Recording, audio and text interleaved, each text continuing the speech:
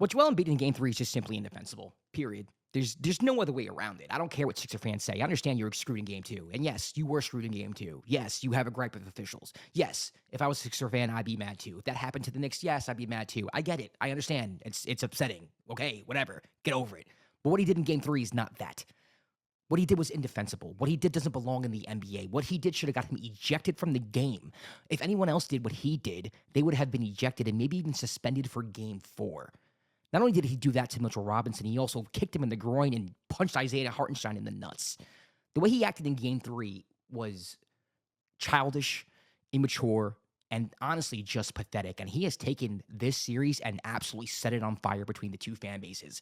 I understand Philadelphia. I understand why you're upset. I get it. Game 2 shouldn't have ended that way. Game 2, there should have been a foul call on Jalen Brunson holding the jersey of Tyrese Maxey. I understand it. But that doesn't give Joel Embiid the right.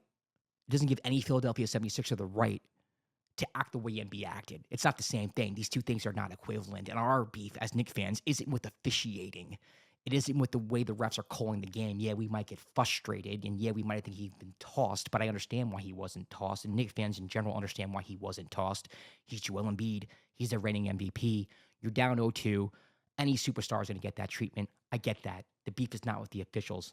I'm not mad at the officials. Knicks fans, for the most part, aren't mad at officials. What Knicks fans are upset at are the actions of one player who looked like he was trying to take out the whole Knicks team yesterday, who looked like he was a child throwing a temper tantrum the whole game. The whole game.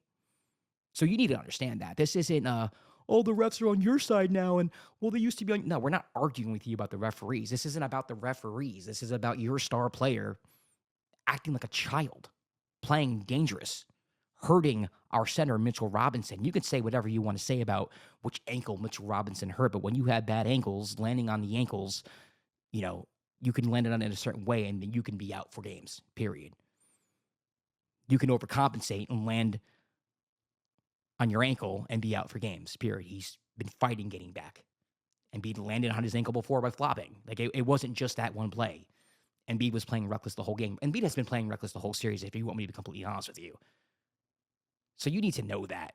This isn't about officiating. This is about your superstar playing reckless. And honestly, it's unacceptable. And the quicker Sixers fans realize that, the quicker we can have an actual rational and reasonable conversation about why we're upset. What we're complaining about. Because we're not complaining about the refs. I'm not complaining that the refs gave you Game 3. I don't think they gave you Game 3. The Sixers won Game 3 fair and square. Shot the lights out in Game 3. Second half. Congratulations. You deserve that win. And for Knicks fans who thought this series is going 4 or 5, you're delusional. This series is going 6 or 7 no matter who wins it.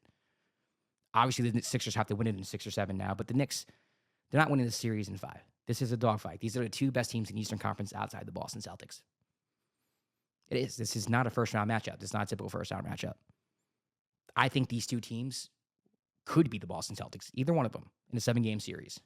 I think these two teams have the best shots of beating the Boston Celtics in a 7-game series. I think the winner of this series is going to Eastern Conference Finals and challenging the Boston Celtics and could win that series. But it's embarrassing. Joel Embiid is someone who I never really had hate for. He's someone who I've watched a lot, obviously, covering the NBA. The Sixers have been good for years now.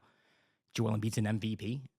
I've never hated or liked him. He's always just been someone who I've watched, and I've had my opinions on him in the sense where, I think he flops a lot and he's a foul merchant and whatnot, but I think it's different when, your favorite team's playing against him in the playoffs and you realize just how much he does it, because it's a lot and it's overwhelming for sure. But Sixers fans got to get one thing straight, and they have to understand one thing. Again, I'm going to say it one more time. It's not about the officiating. It's not. I'm not sitting here saying that the refs screwed the Knicks, because I don't think the refs screwed the Knicks. I'm not saying that you don't have a gripe for Game 2, because you do have a gripe for Game 2. I could point to plays in every game, 1, 2, and 3, where Embiid is literally flopping and getting calls. The refs have been bad all series, not just in your direction. We can complain a lot too. So don't go there. All I know is Game 4 is going to be a dogfight. I expect it to be a lower scoring game. I think both teams are going to come out and be physical with each other. I think we've gotten to a point now where it's not just the players feeling, the physicality and the urgency of the series. I think the fans are feeling it as well. If anybody's on Twitter, you see that these two fan bases are going at it. And I think it's translating on the court, it's translating onto the app, it's translating onto the stadium. This literally starting to feel like two organizations, two fan bases, and two teams that are going to hate each other by the end of the series, if not hate each other already, which I think is fantastic playoff basketball. At the end of the day, that's what you want. You want two teams that hate each other going 7 games and the winner coming out on top and the better team coming out on top. But this isn't, again, a gripe of, oh, the refs are screwing us and you guys, No, this is like, it has been taken up a notch. It's personal now. I don't understand how any Knick in that locker room doesn't take what Joel Embiid did personal. It's personal. And I think if you're a Sixers fan, you have to understand, just like we understand, that what happened in Game 3 with Joel Embiid wasn't normal. That's not how someone acts. That's not how someone plays basketball. And for someone to call that out and be concerned about that is normal. It makes sense. Stop defending the way your man played. Stop defending his actions. You look silly. You don't look objective. You look like a homer, and it's okay to root for your team. But let's be rational here. That was disgusting, and I hope none of that happens in Game 4. Knicks in 6.